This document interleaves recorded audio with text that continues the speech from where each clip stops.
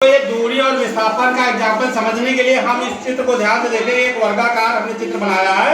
यहाँ पे ए पॉइंट है, आपको ए पॉइंट से सी पॉइंट पे आपको पहुंचना है। तो आप सी पॉइंट पे पहुंचने के लिए कई सारे रास्तों का चयन कर सकते हैं। आपके पास कई सारे विकल्प है जो आप सी पॉइंट पर पहुंच सकते हैं। एक रास्ता क्या है, आप ए से चलिए बी पर, अब बी पे चलिए सी पर, इस तरीके से भी पहुंच सकते हैं। एक तरीका ये है, एक यहाँ पे ये जी वाला रास्ता है, यहाँ से पहुंच सकते हैं।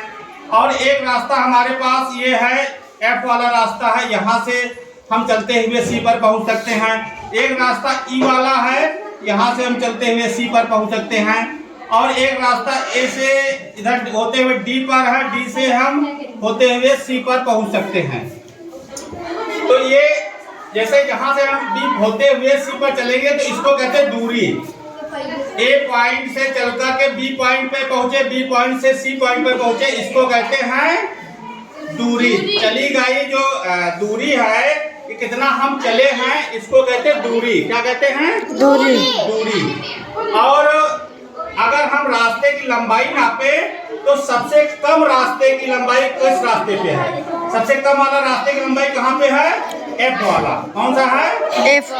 यानी अगर हम एफ के रास्ते चलेंगे तो हमें सबसे कम दूरी चलना पड़ेगा। सबसे कम दूरी चलना पड़ेगा, सबसे कम समय में और सबसे कम दूरी चल करके हम सी पॉइंट पर पहुंच सकते हैं।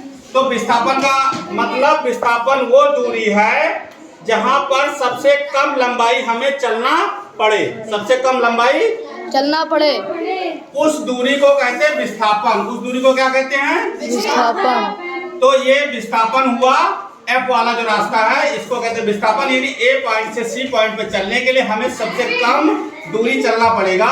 तो इसी दूरी को हम कहते हैं, सबसे कम लंबाई वाला जो मार्ग है, इसको कहते हैं विस्थापन। तो ये दूरी और विस्थापन समझ में। दूरी क्या है? चली गए, कहीं भी आप चल लीजिए, कहीं भी चल लीजिए, तो वो पॉइंट पे पहुंच गए तो उसको कहते हैं दूरी। लेकिन सबसे कम रास्ते का जो सबसे कम दूरी वाली लंबाई वाला जो रास्ता चयन किया आपने, उसको कहेंगे विस्थापन। उसको कहेंगे विस्थापन। तो दूरी और विस्थापन में ये अंतर समझ में आया कि नहीं आया? Yes sir. ओके, धन्यवाद।